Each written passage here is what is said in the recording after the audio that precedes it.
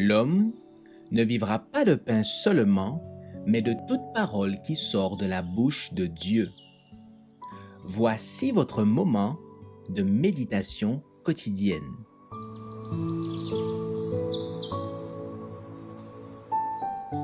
Maranatha. Le 21 décembre, l'école de l'au-delà. Voici le tabernacle de Dieu avec les hommes. Il habitera avec eux. Apocalypse 21, verset 3. Entre l'école d'Éden du commencement et celle du futur, il y a toute l'histoire de ce monde, l'histoire de la transgression et de la souffrance, du sacrifice divin et de la victoire sur le péché et la mort. L'école à venir ne sera pas exactement semblable à celle des premiers jours. Nul arbre de la connaissance du bien et du mal, nul tentateur, nulle occasion d'erreur, chacun aura déjà résisté à l'épreuve du mal, et plus personne ne saurait y succomber.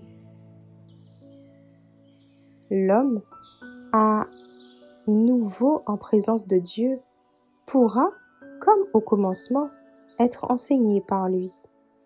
L'éducation, commencée ici, ne sera pas achevée dans cette vie, mais elle doit se poursuivre durant l'éternité, en progressant toujours, jamais terminée.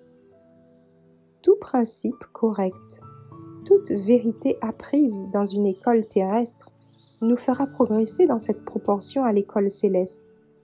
Comme Christ marcha et conversa avec ses disciples durant son ministère sur cette terre, ainsi, il nous enseignera à l'école céleste, nous guidant sur les berges du fleuve d'eau vive et nous révélant la vérité qui, dans cette vie, nous semblèrent cachées à cause des limitations de l'esprit humain, tant gâté par le péché.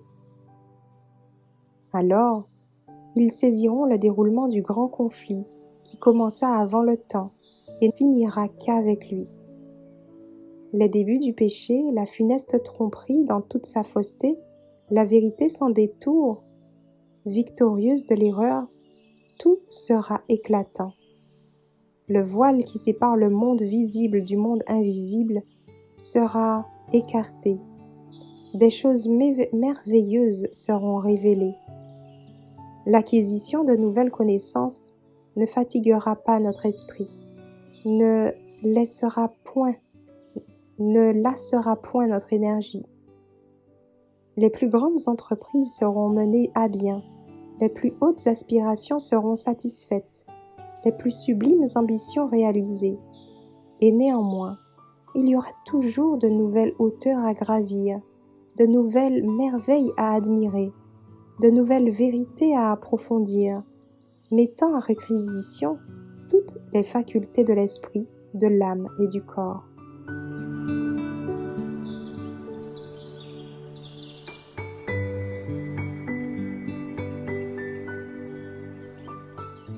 Merci d'avoir écouté cette présentation.